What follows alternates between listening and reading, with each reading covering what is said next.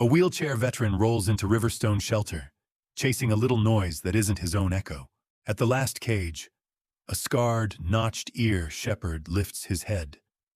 Watching, not begging, Jack whispers. Platz. After 3 missing years, the dog lowers, deliberate as yesterday. Under the winter sky, if one command survived the dark, what else is coming home tonight? Silent Command. Chapter 1. The Last Cage. Rain stitched a thin gray veil over Riverstone, pressing the town into a hush. Jack Reynolds rolled through it like a stubborn metronome, wheels whispering over wet concrete. Breath measured the way a man learns to count during firefights. He was 45 and looked it twice over, square jaw a little too tight from years of clenching against pain, a dark stubble that never quite shaved to smooth, because he never cared enough to chase perfect, short brown hair going steel at the temples. Blue-gray eyes with that forward-scanning glaze of someone who still maps exits before introductions. Beneath the raincoat, his frame was compact and muscled from physical therapy, but the lines of the coat broke oddly at his lap.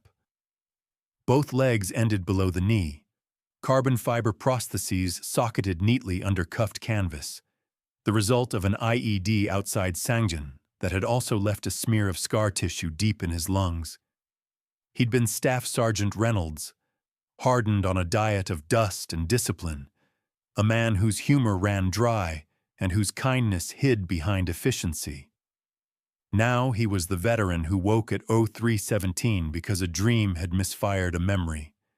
The neighbor who nodded politely and kept his porch light off. The patient the VA said was progressing. He called it surviving the quiet. The shelter sat squat and practical, a brick box with a fading mural of cartoon paws that had weathered into something more honest. Hope with chipped corners. Inside, fluorescent tubes hummed like insects. The corridor smelled of bleach, wet fur, and the nervous sugar of anxious breath. Dogs sang 100 small prayers for notice. A golden retriever with a patchy tail did a hopeful dance. A brindle pit mix pressed a solemn forehead to the bars. A whiskery terrier put on a one-dog parade complete with spinning finale. Jack nodded to each without stopping, letting their noises pass through him like weather. He was hunting for something, he told himself, though he avoided the word replacement the way you avoid an old song that might break you in public. "Morning," said the woman meeting him halfway down the corridor, moving with the brisk, contained grace of someone who had folded chaos into routine. Linda Alvarez, early 50s, Mexican-American, stood just under average height, sturdy in a way that suggested she could lift a 100-pound dog without fuss. Her hair, dark, threaded liberally with silver, was braided and coiled low. Her skin was a warm copper that wore its sun honestly. Hazel eyes watched like a quiet teacher's, kind but not easily fooled. The lines around her mouth were the soft kind earned by smiling for frightened animals and grieving owners. A widow for a decade, the small gold band she still wore on a chain had the dull shine of something touched, often. She had a voice that landed on people the way a blanket lands on cold shoulders. "You must be Mr. Reynolds. I'm Linda. We're glad you're here." Glad wasn't a word he trusted, but he lifted a hand in greeting all the same. "Jack, my therapist thought I'd benefit from noise not made by my own head." "Then you've come to the right choir," Linda said, a wry angle to her mouth that told him she spoke fluent gallows humor. She walked beside him without hurry, careful to match the slow rhythm of his wheels, pointing out dogs as if introducing neighbors. He let the cadence of her voice draw a map, but his eyes kept tracking ahead, to the dimmer end of the hall where the kennels housed the dogs, the intake notes marked with harder words. Fearful, shut down, unsocial, time. He didn't mean to brace, but his hands found the push rims the way a climber finds a hold before he admits the rock is slick. Last cage, far corner, a gap in the chorus like a missing harmony. The German shepherd lay there still as a dropped shadow, large but lean, coat the battered sable of a field jacket past its prime, the haunches showing a little too much angle for comfort. One ear carried a ragged notch, healed clean, old business, but it made the head asymmetrical in a way that tugged at some tender place Jack didn't air in front of strangers. The dog's muzzle was dusted with gray, the thick ruff dulled by neglect rather than age. Eyes, amber, glass bright, tracked without begging. No bark, no wag. Just watchfulness, like a soldier pretending to be asleep. Jack rolled to the bars and felt his own field of vision narrow to a tunnel, felt heat rise in his chest that had nothing to do with exertion. 3 years compressed into the space between heartbeats. A convoy choking down a bad road, a shape that didn't belong in the culvert. A thunderclap that kicked the world into white. Then dirt raining like dry snow. A handler's scream somewhere to the left that might have been his. The leash jerking empty. The radio vomiting static. The report later that marked K9 KSR missing presumed, and the tidy signature of a major whose pen never stuttered. It is a trick of trauma that it can turn a face to myth and a footfall to superstition, but it was not a trick now. It was recognition the way a scar recognizes the blade that made it. His voice turned on by itself, rough at the edges. Kaiser? The shepherd didn't move. Didn't need to. The eyes sharpened a degree, a focus like someone leaning closer to a window. The dog lifted his head the way an old soldier stands when he hears a cadence. Jack felt a tremor start in his hands. Rage, relief, adrenaline, something unnameable that tasted like metal, and he wrapped it into a command, because command was what had once kept them both alive. He pitched his voice low, gentle but precise, German in the mouth the way it used to be on ranges and rooftops. Platz. There was a pause of 2 breaths, maybe 3, in which a world could end or begin. Then the shepherd tucked his forelegs and lowered, slow and deliberate, elbows to concrete, chin resting, neat between paws. No flourish, no theater. Just execution of an order laid into bone. Jack exhaled without meaning to. The release sounded too much like a sob to his own ears, and he swallowed it back hard enough to hurt. He pushed forward until his knees nearly touched the gate. Up close, the dog was a ledger of small survivals. A faint crescent scar near the left rib cage where a fence must have argued. A callus on one foreleg from months of sleeping on one side. The clean edges of healed pad cracks that said winter had been a hard teacher. The smell was kennel, bleach, damp, old fear. But beneath it he caught the sun-baked grass note that had always clung to Kaiser after field work. And something in him stood up. He slid his hand through the bars, palm up, fingers still and slightly curled, to make the offer harder to bite by accident. The shepherd's nostrils flared. Warm breath feathered Jack's knuckles. The big head tipped with an almost courtly caution, and pressed once. Light. A whisker tickled the old scar across Jack's index finger, where a door in Helmand had shut too fast. The sensation detonated a memory so clean he saw the light smear on a concrete wall again. "He doesn't do that," Linda said softly, as if it might spook the moment to speak at full volume. "We got him 3 months ago. Intake notes said he wouldn't approach. Eats, hydrates, no aggression, but absent. He lies like he's waiting out an artillery barrage.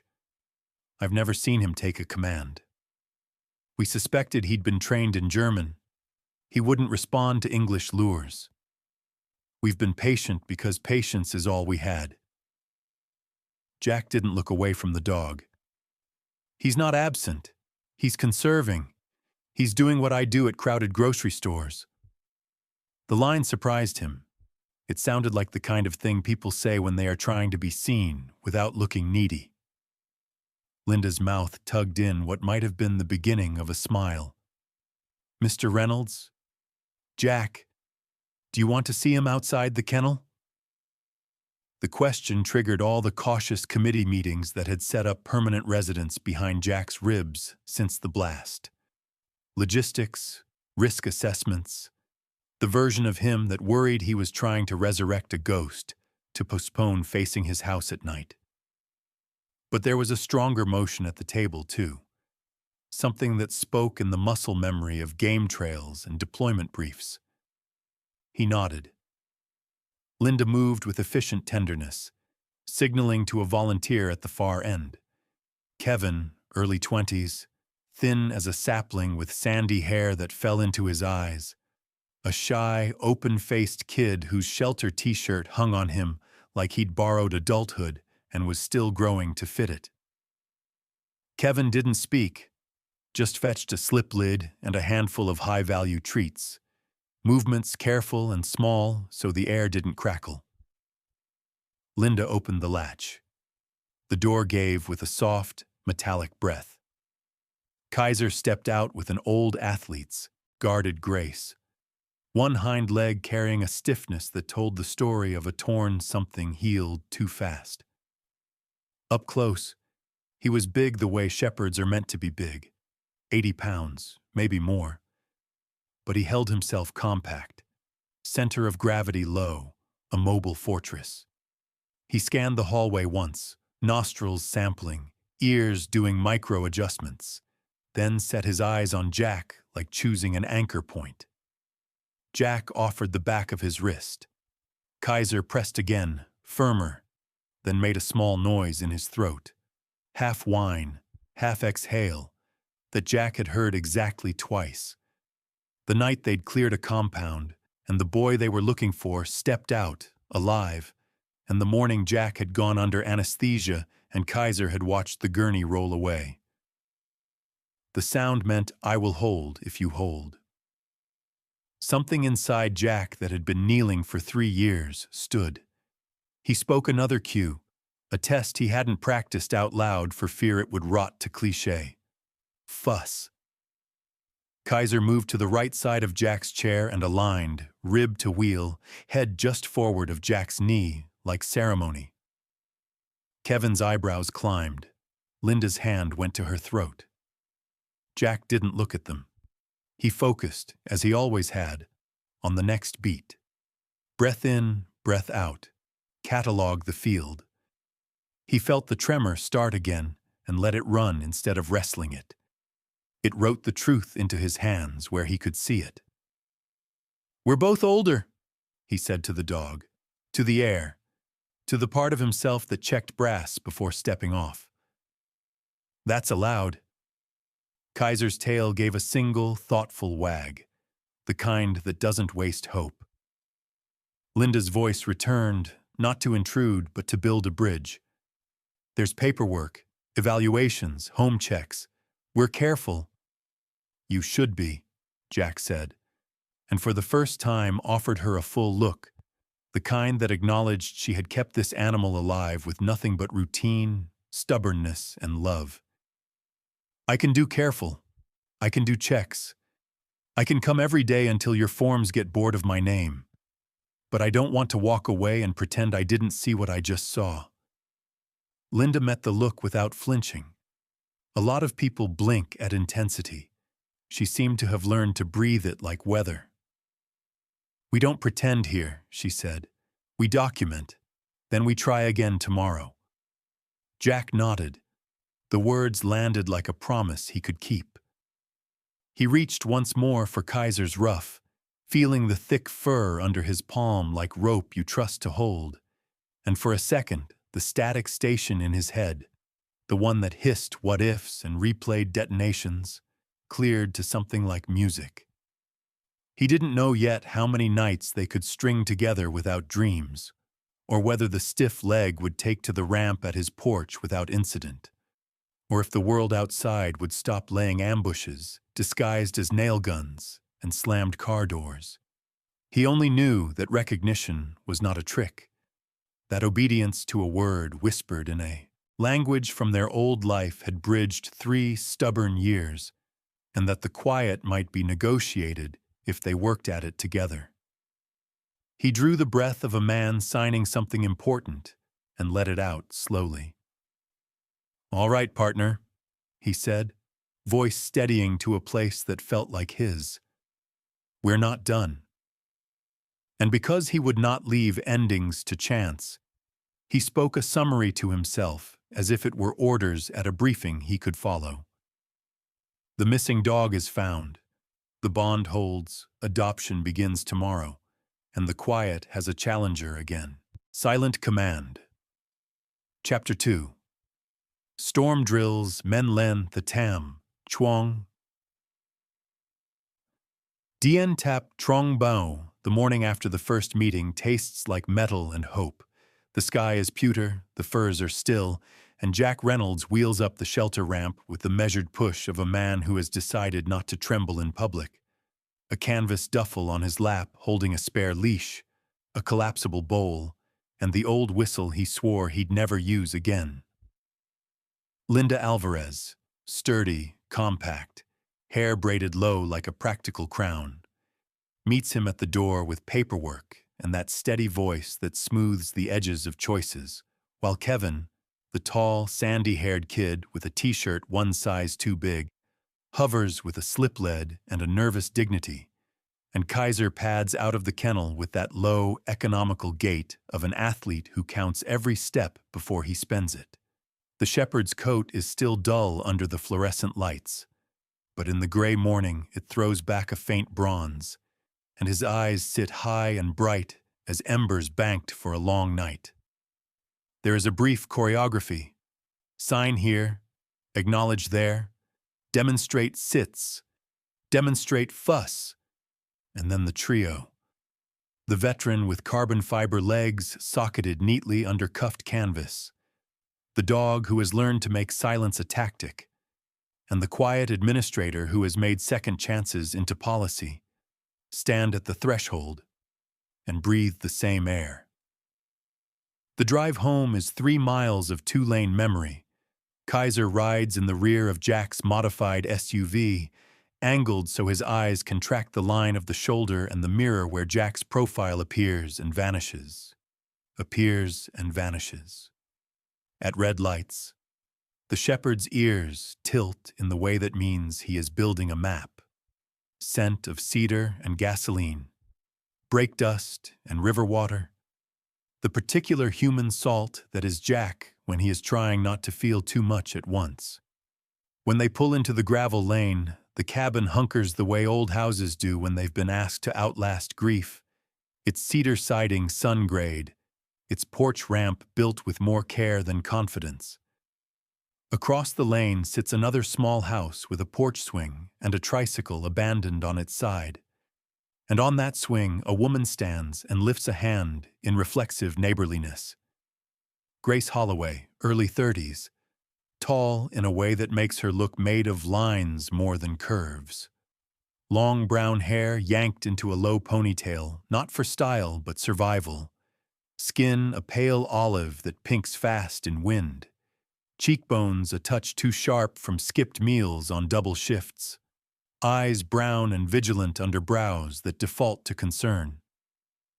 She wears a blue diner apron ghosted with flour and coffee rings, and her smile, when it arrives, is narrow but honest. The kind that suggests she has not decided to like new things, but is willing to try. A boy bursts out behind her with the velocity of 10 and the balance of a fledgling hawk.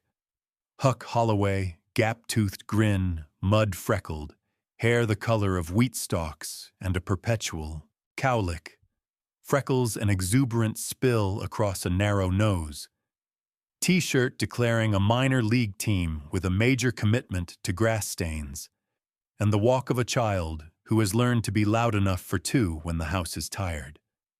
Huck freezes when he sees the shepherd, then compresses into a crouch the way children do when trying to look smaller to big creatures, hand extended palm down like he saw in a book. Grace's hand lands on his shoulder in the same motion, instinctual, a tether clipped to a kite. Jack introduces in a voice that runs gravelly when he is managing bandwidth.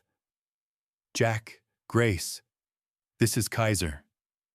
And in the brief handshake, Grace's palm is work-calloused warm, not delicate, as if she measures new people by whether they feel like tools that will last. She widowed young, the town knows. Car wreck on black ice 2 winters ago took a husband who fixed engines and laughed at unhurried jokes. And the loss has left her careful with seconds and sugar. The kind of neighbor who returns a ladder and notices when a porch light stays off all week. She nods at the dog, at the soldier, at the fact of both, and says, "If you need anything, tools, coffee, hands, knock. We're mostly home or mostly at the diner," which in this town is the same thing. Inside, Jack runs an inventory the way he always does. Water, food, exit, cover. He places a mat beside the bed where a dog can guard and rest without pressure on the stiff hind leg, sets the collapsible bowl by the kitchen door, tests the ramp again with the kind of caution learned under bad ceilings. And then, because he believes in showing rather than promising, he blows the whistle once, short, clean, not a shout, and gives the old sequence like laying cards. Sits. The shepherd sits, not snapping to like a young recruit, but folding with intent, eyes peeled for the next instruction. Blibe. The stillness that follows is an art, not a freeze. Kaiser holds but lets his ears twitch, lets his breath ride the floor, and Jack, watching, feels the part of him that organizes panic into columns, step back, and nod. He adds an experiment he hasn't permitted himself in 3 years. He wheels toward the open back door, the taste of outside damp and pine sap sweet, and gives fuss. The dog rises, aligns rib to wheel, matches cadence to rolling rubber. The rightness of it hits like oxygen. Then the day tilts. A hammer somewhere becomes a pistol shot in Jack's lungs. The barometer drops as if the sky decided to remember weight. The first rain beads fat on the railing, and the wind, which has been a rumor all morning, arrives as an argument. The power blinks like a tired eye, steadies, blinks again, and dies. The cabin inhales silence so big it rings. Jack reaches for the inhaler he keeps like a talisman on the kitchen counter. When the canister hisses emptiness, it's as if a hand closes around his chest from the inside. Scar tissue is not poetry. It is mechanics. And his mechanics are compromised. He knows the drill: sip air, count, don't gulp panic and make it worse. But knowledge sometimes sits and watches as the body chooses its own theater. His fingers stutter on the counter, and a stupid, shamed thought arrives. Not with company. Not in front of the dog. Kaiser is moving before conscious thought drafts a plan. The big head up, ears kinked forward, nostrils slicing the room. Then a low sound, not for drama but for calibration. He looks at Jack, reads the ragged edges of his exhale, the pallor under beard shadow, the gloss of sweat at the hairline, and makes a tactical decision that looks like instinct. He bolts through the ajar front door into rain. Grace hears the bark before she sees the dog. It isn't the movie kind of bark, not ferocious or prolonged. It is 3 precise strikes on the air, here, now, come, delivered from her porch steps where Kaiser plants and pivots, up at her, then back at Jack's door, then up again, rain flattening his coat, tail a rigid pointer. Huck is already moving, but Grace's hand lands across his chest like a seatbelt, because she learned 2 winters ago that the first response is not always the right one. She yells across the lane, "Jack!" And the absence of an answer is answer enough. She and Huck are in raincoats in 10 seconds that feel like a minute, across the gravel in 5 seconds that feel like an hour, and then into the dim where the only sound is the bad music of a man trying to make his lungs democratic. "Door, open the window," Jack manages, and Huck, who is small but competent the way kids of tired houses are, unlatches and shoves. Grace's phone is in her pocket, screen rain-slick but responsive, thumbs dialing the 3 numbers that change nights. Her voice with the dispatcher hits a timbre Jack recognizes. Clear, clipped, no space for panic. And when she turns back, she speaks to him like she speaks to Huck after a nightmare, a cadence that offers structure. "Ambulance is coming. 2 minutes. Sit easy. I'm here." The seconds pace. Kaiser stands braced against Jack's knee, as if holding him to the chair could mean holding him to earth. The siren arrives as a thin thread, a thicker rope, than the red wash on cedar. 2 EMTs step in with the rain on their boots. Tom Arnett, mid-40s, barrel-chested under a reflective jacket, sandy hair matted, a close-cropped beard salted with gray, quick hands with cracked knuckles that say chores more than gym, voice a coaxing drawl that proves he's worked enough midnights to know theater from triage.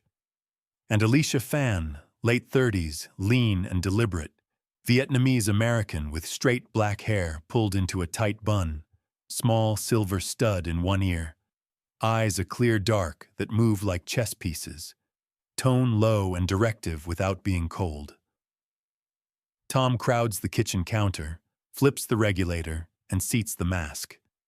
Alicia checks pulse, cap refill, listens with her stethoscope to a map of scars she can't see but hears.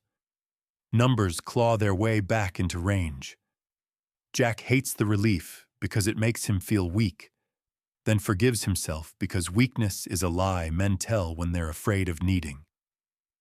Tom says something like a joke. "You keep it interesting, Sarge."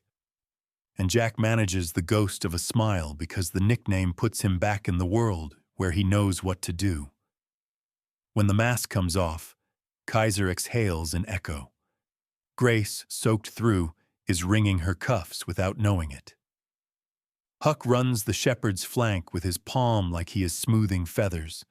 The storm steps back from the house as if boredom has set in. The EMTs leave a small lecture about refills and an extra canister, plus a promise to nag the clinic about supply, and then the house is a room again instead of a crisis. That's when Jack sees the mud by the back fence. A clean V of a boot heel, narrow tread. The stride wrong for a stormwalker, too tidy, too deliberate. Leading from the alley to the gate and back, fresh enough to shine. When he crouches, prosthetic knees creaking, palm pressed to the frame, Kaiser leans in and inhales the print with the focus he saves for work. The shepherd's eyes flick to Jack's with a question. Do we file or pursue? Jack runs a hand over the dog's ruff, memory running a split screen. One of a quiet night just breached. The other of a night 3 years ago when signatures on forms made more noise than explosions. And he answers in the only way that keeps the house upright. We note. We prepare. We do not panic. He stands, thanks Grace, with a sincerity that sits clumsy in his mouth but honest in his chest. Tells Huck he owes him a hot chocolate with too many marshmallows for blocking a window like a pro. In the doorway, Grace looks at the boot marks, and at the men and the boy and the dog, and her jaw tightens in that way people get when the world fails to stay tidy. She says, "We'll keep an eye. Lights on tonight. Call if you so much as think of coughing." And the half-smile is back because she isn't dramatic, just prepared. When she and Huck step back into the rain, Kaiser stands by the threshold a beat longer, ears flicking in little semaphore answers to weather and far-off engines, then returns to Jack's side, settles with the kind of sigh that tightens and releases somewhere under Jack's sternum, and because Jack refuses to leave a day to rumor, he says the summary out loud, a briefing tone meant for two. Today we came home, trained, survived a storm and a bad lung, called help without shame, and found prints that don't belong. Tomorrow we buy batteries, refill inhalers, and run the drill again, together. Silent Command. Chapter 3. The Thief Who Knocked Men Len the Tam, Chuang 3. Ten Trom Gon Qua night came down like a closed fist, and the lane held its breath. Somewhere a lone cricket sawed at the quiet, and beyond Jack Reynolds's porch the firs made a dark wall that looked stitched to the sky. Jack sat with his chair angled to the back window, lights off by habit, a pen and a small notepad on the table, not because he needed to write, but because the act of preparation calmed the part of him that still packed and repacked go-bags in his head. Kaiser lay to the right of the chair, in that economical coil of a working dog at idle, back legs tucked, chest forward, eyes half-lidded, but never off duty. The print he'd seen at the fence after the storm wasn't a superstition anymore. It was a promise with tread. He heard it before he saw it. Not the heavy clomp of a drunk or the skitter of a kid, but the careful, clipped cadence of someone measuring where not to step. The sound of weight placed near a gate hinge, and then withdrawn. Jack breathed out, and the breathing out became command.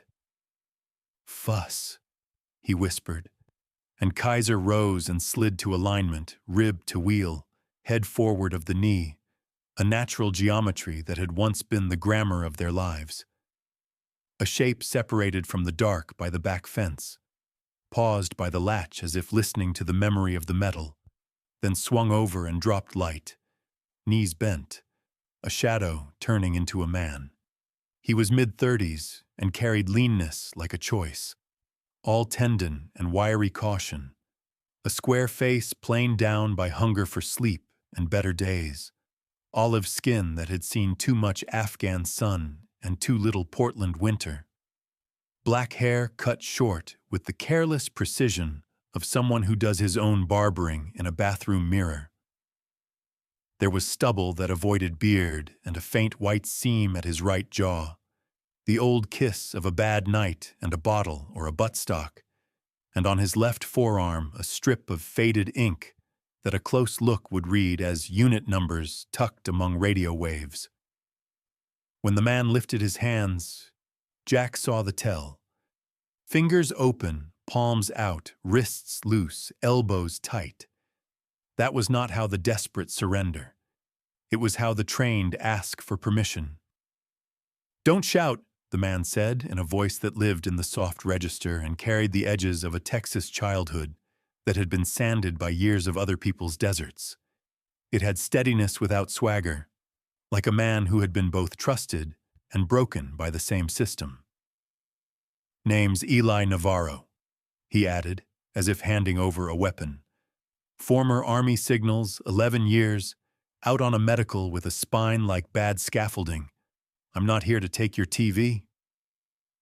Kaiser's head tipped a degree, and a low pulse of sound pressed at his chest, like a question more than a warning. Jack let the quiet stretch one beat past, comfortable. "Then what are you here to take?" Eli swallowed and looked at the shepherd, and the look was not fear. It was something close to reverence that men reserve for machines that saved them and gods that didn't. "Him," he said, and then shook his head at himself. Not him. What he carried once. The harness seam. There's a wafer drive stitched along the inner edge of his old tactical rig. If it's still there, it's the only clean thing that can burn a dirty man. The name came without flourish. Major Colin Kincaid. Grace's porch light clicked on across the lane like a reflex, and the house breathed the small sounds of a mother inventorying threats. Huck's shape flashed in the window, a narrow boy with hair like summer wheat and the jaw that announces the will to be useful. Jack didn't look away from Eli. "Talk," he said, and the word was not permission so much as a safe lane carved between two ditches.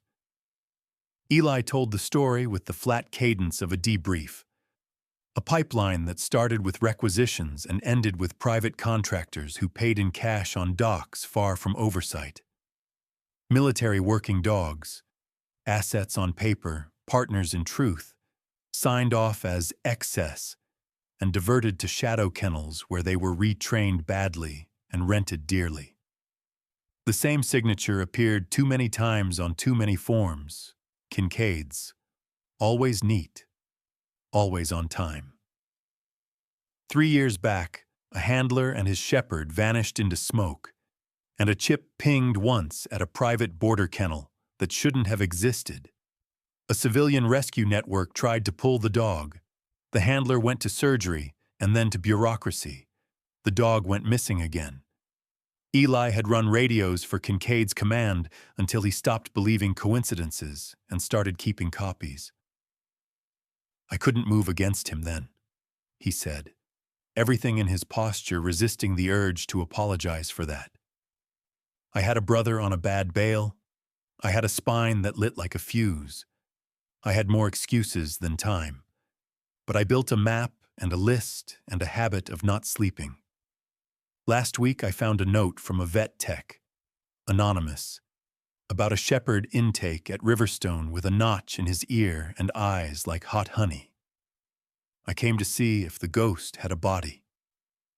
The back porch creaked, and Huck was there on the threshold, one hand on the jamb the way boys hold the world steady, pajamas tucked into rubber boots as if he'd dressed for an adventure and a flood. He smelled of soap and outdoors, and Kaiser moved instinctively between Huck and Eli, loose in the shoulders but rock in the spine. The soft rumble in his chest saying none of this is theater. "Inside, Huck," Jack said, not sharp but in the tone that slides past resistance and lodges in compliance. Huck withdrew without protest, though the last swing of the door left a slice of his curiosity in the frame.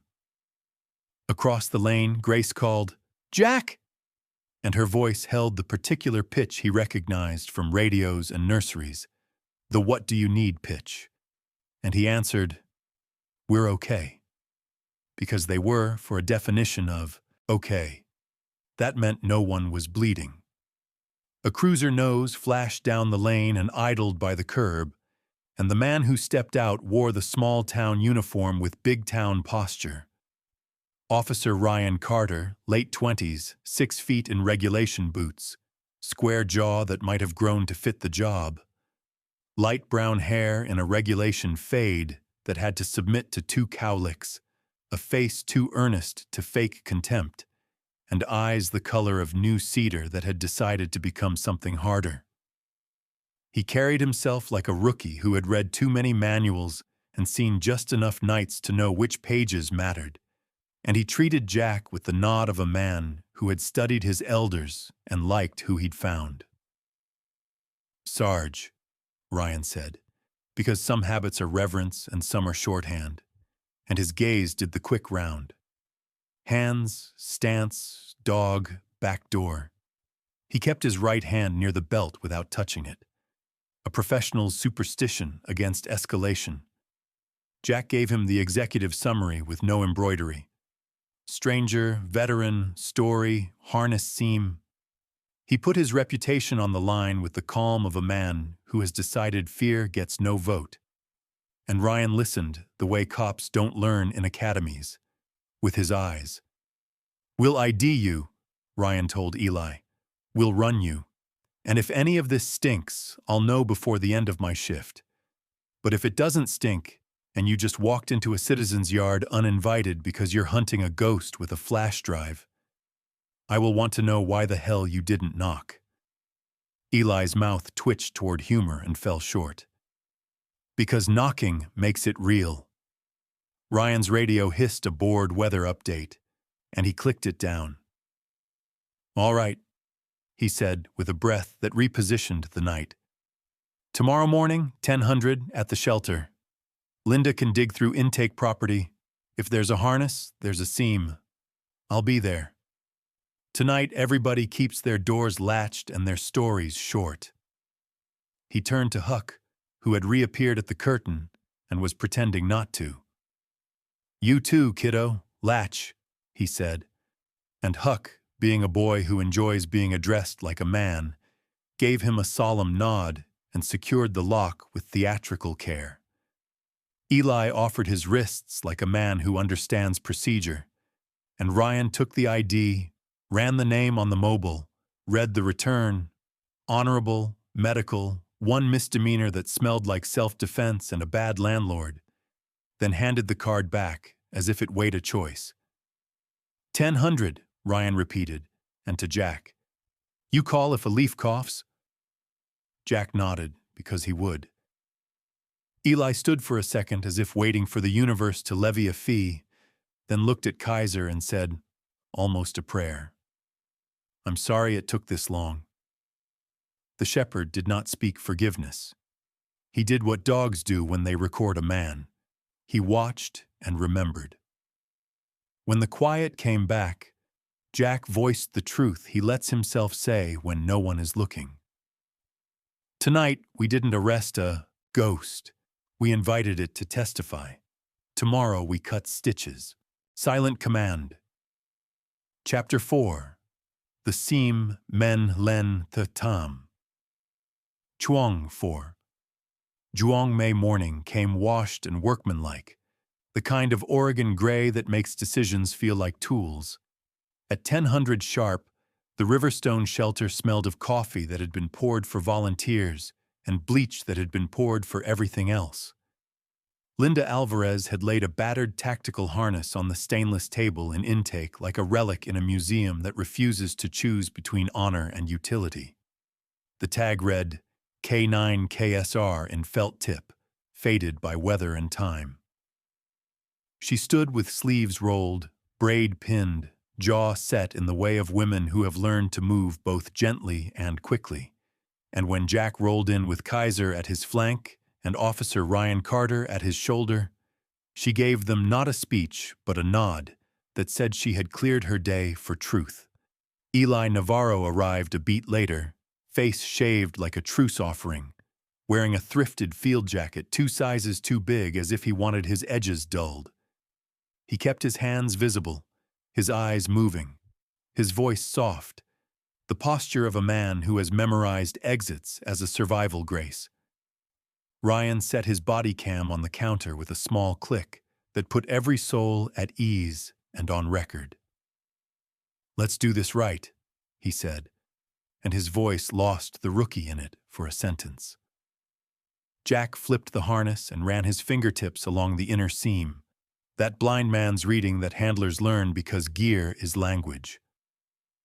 He felt the stiffer line midway up the chest strap, a resistance that did not belong to nylon or a year of kennels, and his throat tightened the way it does when a memory and a present moment decide to share a chair.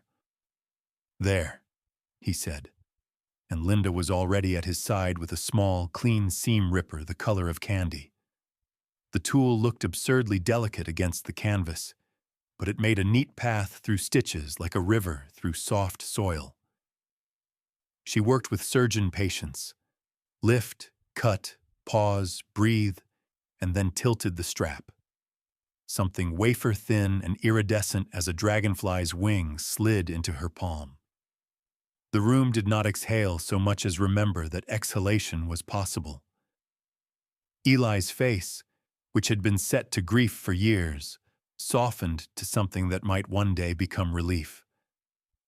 Ryan took a sterile evidence sleeve from a kit with the ritual of a man who believes in both law and luck, slid the drive in, labeled it, and spoke the chain of custody words, not for show, but for the future. We've got enough to ask questions with teeth, he said, and then the day shifted on its axis. A pickup's engine idled outside the alley entrance, not loud, but wrong in the way a voice is wrong when it's rehearsed. Kaiser's ears rose and then canted forward, and his body went still with a readiness that made the air around him look like an afterthought. Linda's eyes flicked to Jack, and they moved without panic into positions that made sense. Ryan to the door, left shoulder to frame, right hand, near his radio. Jack angling the chair so he could see both the alley door and the main hall. Linda slipping the harness into a plastic bin with a practiced motion and stepping left to the wall where she would not silhouette against glass. Eli pressed flat to a locker bank, jaw tight, hands open. The back door eased rather than opened. The man who stepped into the empty hallway carried his shoulders like a soldier, still pretending he wasn't one. He was late 30s, medium height gone soft at the middle by too many miles, sitting behind a wheel. Blonde once, but now a nondescript brown under a cap. Eyes a good-time blue that had seen too many bad times. Nose crooked from a high school fight or a low-stakes debt.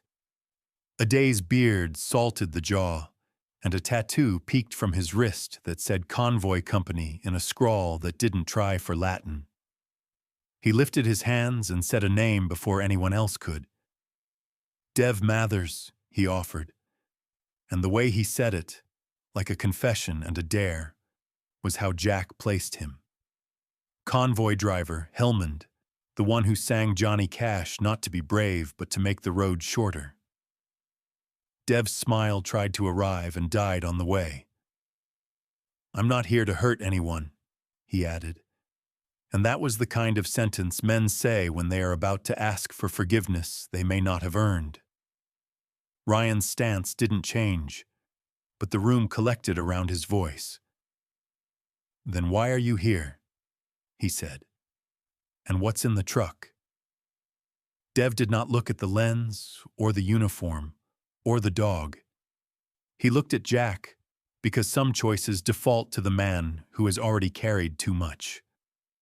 "Because Colin Kincaid knows you pulled a thread," Dev said, and the major's name dragged cold over tile. "Because he knows about the boy across the lane, the kid with the cowlick and the soccer ball, and because he thinks leverage is a hobby." Grace and Huck arrived in Jack's head at the same time Kaiser slid 1 inch forward and lowered his center of gravity, a physical translation of the thought, "We will not barter children," that had just passed through every adult in the room. Dev read the shift and held up his hands higher. "I am not on his payroll," he said, and shame was audible like a frequency. "I owed a cousin a debt that turned into a favor that turned into a mess. They asked me to watch a door and send a text when a certain dog went for a walk. I decided in the parking lot that I was done being cheap. I can tell you the sawmill where Kincaid likes to stage a handoff, and I can tell you which of his men can't keep their left foot quiet when they think they're statues. The specifics were either a gift or a trap, and the line between those two is usually only visible in hindsight." Jack felt the old briefing mind draw a map. Sawmill by the river, floorboards and shadows, entrance angles and bad sight lines. He felt the other, newer mind draw a different map. Huck's narrow shoulders, Grace's thin mouth, Linda's steady hands, Eli's quiet guilt, Ryan's young jaw, Kaiser's breath. He picked both maps up and put them on the same table. "We disperse," he said, not asking. "Drive goes where radios die. Boy goes where walls are thick. We don't bargain. We call the play." Linda was already moving. "Shelter basement," she said, and her voice was not a question. "Cement walls, no reception, room that locks, and a breaker box I trust only because I cursed at it for 7 years." Ryan clicked his radio to a reserved channel and spoke in blocks that made a net. The department was small, but small nets still catch when thrown right. He turned to Dev and saw a man who wanted to be punished and redeemed simultaneously. "You're not leaving," Ryan told him. But you're not in cuffs if you keep telling the truth faster than Kincaid can lie. You ride with me, and if your mouth slows down, I'll find bracelets that fit." Dev nodded, and that nod had the relief of a man who wanted parameters more than pity. Eli had been silent long enough to build a storm. When he spoke, it was to the dog. "I'm sorry," he told Kaiser again, "because there are apologies you can only make to the one who lost the most." Kaiser did not grant absolution. He updated his file on the man and returned his attention to the door. Jack's phone vibrated in his pocket with a text that had the breathlessness of a boy. "Huck, we're okay. Mom says stay. Should I make cocoa for after mission?" Jack typed back the only answer that kept a boy's world steady while an adult's world tilted. "Affirmative. Extra marshmallows. Lock stays latched." He lifted his head and met the room. "We don't do theater," he said, to set the tone and the trap. "We do math. Linda, basement. Ryan, call your best backup and the one who hates students, because he'll spot the thing the rest of us miss. Eli, you're on me. Dev, your inventory until your asset. Kaiser, Bleib, guard." The shepherd set his chest and eyes by the stairs that led to the basement door, a quiet statue carved from intention. Ryan escorted Dev outside under an Oregon drizzle that flattened sound and expectations. Linda tucked the evidence sleeve into a plastic box that used to store puppy formula and now stored the possibility of justice. Eli exhaled the long breath of a man who has been holding the same note for years and is finally allowed to change songs. When the quick motions were done, and the building hummed again in the ordinary way of a place that launders blankets and rehabilitates fear, Jack spoke the after-action to himself and the dog because some promises require witnesses. "We found the seam and the proof inside. We flushed the men who hunt leverage. We moved the pieces into thicker walls. And we will end this by choosing math over theater tomorrow by the river." Silent Command. Chapter 5. Riverstone Men Lin Thing Tam. Chuang 5. Dong Song Ja. The old sawmill crouched by the river like a bad memory, windows punched out, siding silvered and split. The wheelhouse listing over black water that hissed against pilings as if it had learned to talk back to men.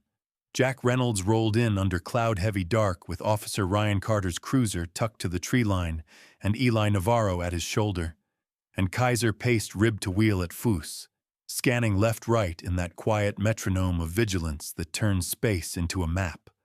Back at town, Linda Alvarez had locked the drive inside the shelter's cement basement, where radio died and air smelled of detergent and second chances. While Grace Holloway and Huck, tall mother made of lines and caution, gap-toothed boy with the stubborn jaw of a helper, sat at the diner's walk-in cooler drinking cocoa under the eye of a cook named Dale, a short, barrel-backed man in his 50s with a Marine's economy of speech and a forearm tattoo of a bulldog faded to blue. Ryan's backup arrived not with drama, but with gravel crunch.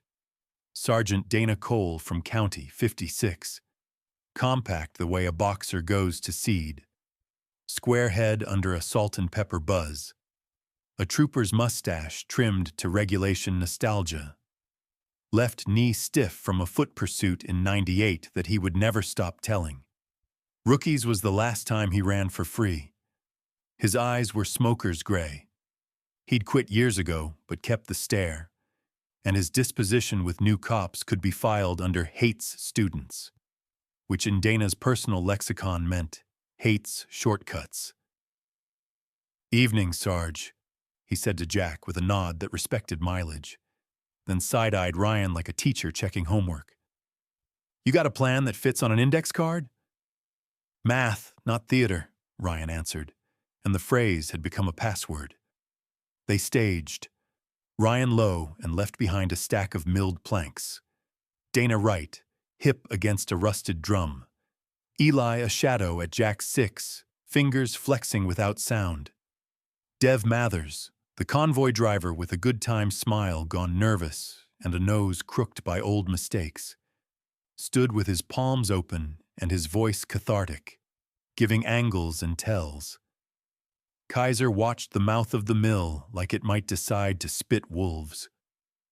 Major Colin Kincaid entered from the office door, as if the building had stood up to salute.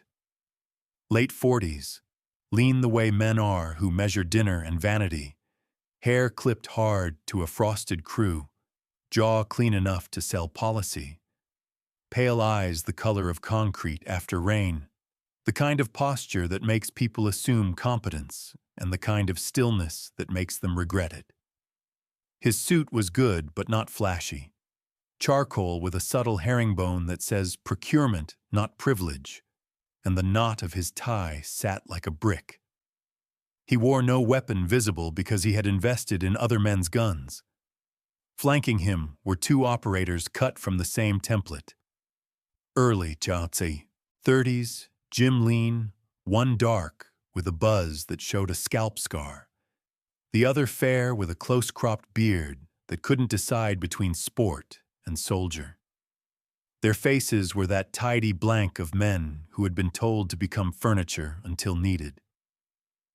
Kincaid saw Jack and smiled, a geometry lesson in insincerity. "Staff Sergeant Reynolds," he said, polite as paperwork, voice pitched to resonant and reasonable.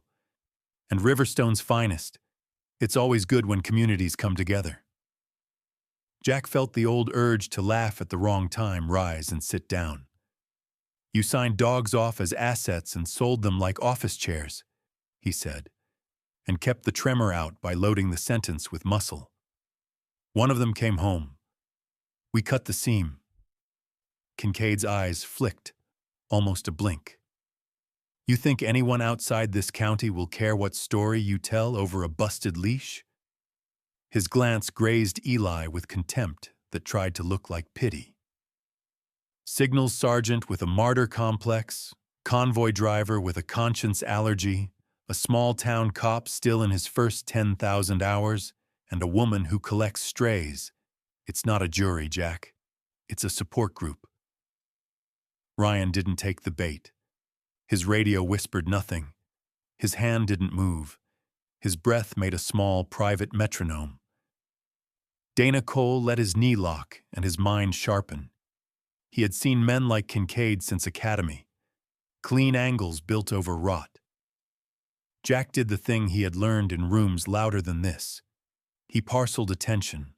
A third to Kincaid's mouth, a third to Kaiser's ears, a third to the operator's feet. The fair one's stance broke. Weight bled to the outside foot. A minute, unconscious preload that meant he would draw right and pivot left. Jack tapped the wheel rim once, the smallest sound with an old meaning. Kaiser launched not at the weapon, but the joint that decides whether a weapon can belong to a hand. The dog's chest hit the operator's forearm just above the wrist bone where the tendon collects, a controlled violence that uses physics instead of teeth. The pistol clapped on wood like an unconvincing argument. The dark operator flinched toward muzzle discipline he had already lost and got a bathtub of light thrown in his face. Eli's flashlight shock on high lumens, eyes blown wide and emptying of purpose. "Police, hands!" Ryan stacked the command with Dana's down, and voices piled into a wall. Dev stepped once to the side and lifted both hands higher, not to indicate innocence so much as to choose a team in public. Kaiser held pressure without puncture, ears forward, eyes calm, a professional doing the job he loved without confusing it for vengeance. Kincaid reached for the mistake of his life, something between coat and conscience, and found Ryan's muzzle clocked on him and Dana's stare holding him to a floor he hadn't expected to stand on. It is hard for a man addicted to signatures to understand when the pen is not his. "You're making a myth," he said, voice flat now, the stage timbre gone. The system eats myths. Jack rolled closer until he could smell the expensive aftershave that tried to smell like timber.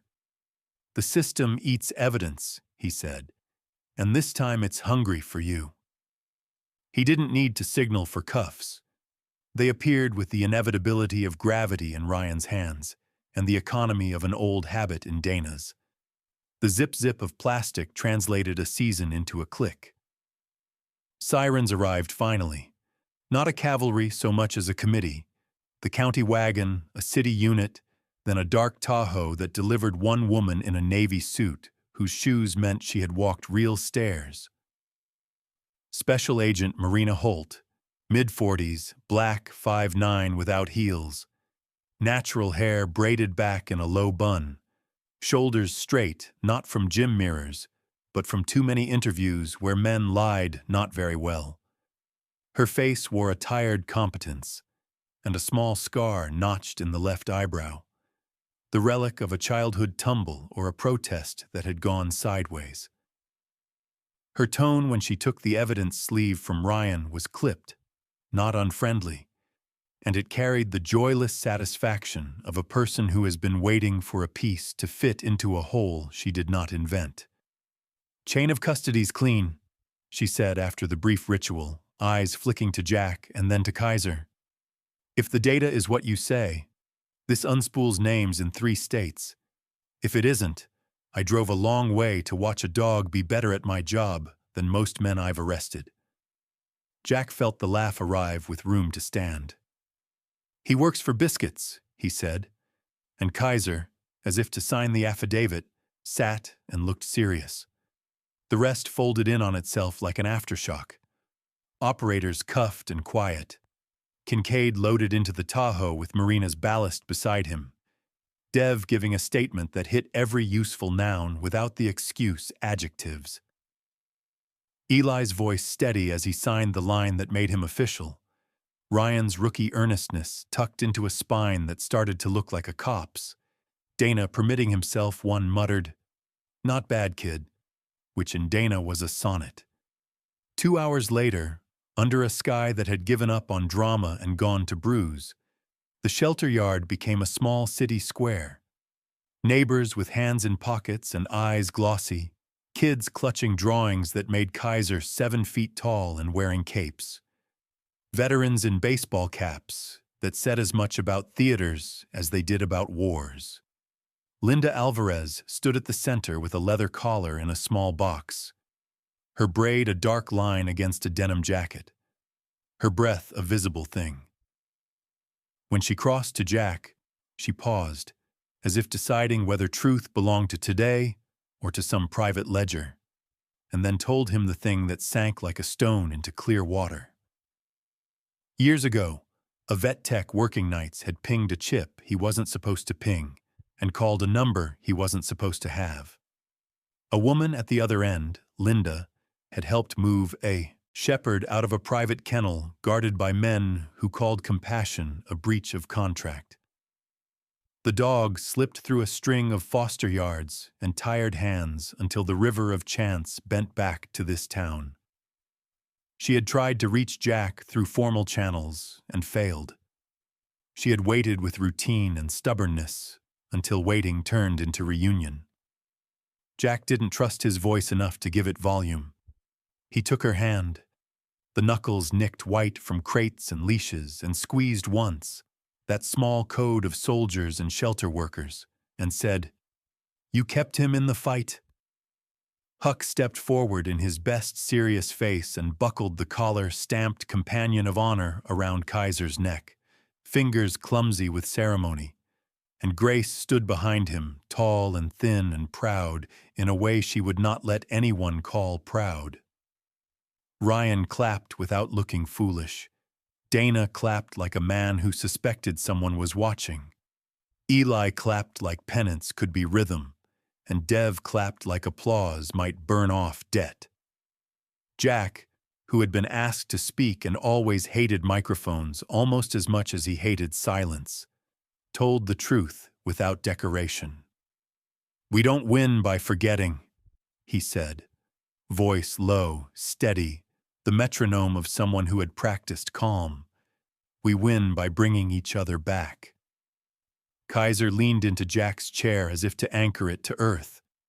River wind lifting the gray on his muzzle like someone had just breathed a birthday wish. And because Jack refused to end a night without orders he could follow, he gave himself one last summary like a benediction only he and the dog needed to hear. Tonight, we cut the rot from clean wood. We used math over theater. We chose community over isolation, and we came home. Miracles don't always sound like thunder. Most days they arrive as small obediences, a whispered command remembered, a neighbor's knock, a leash quietly tightening toward home. I believe God moves through these ordinary mercies. Second chances, loyal companions, hands that steady us when breath runs short. If this story met you in a hard place, let it be a reminder. Your next miracle may already be walking beside you, waiting for a word like, "Come." This week, check on a neighbor. Refill the medicine that keeps you steady. Forgive yourself for healing slowly. And consider giving a shelter animal a second chance. If this lifted your heart, please share it with someone who needs hope. Comment your own miracle or the name of a companion you miss. And subscribe for more true life stories of faith, healing, and the human-animal bond. If you believe God still works wonders, type Amen in the comments.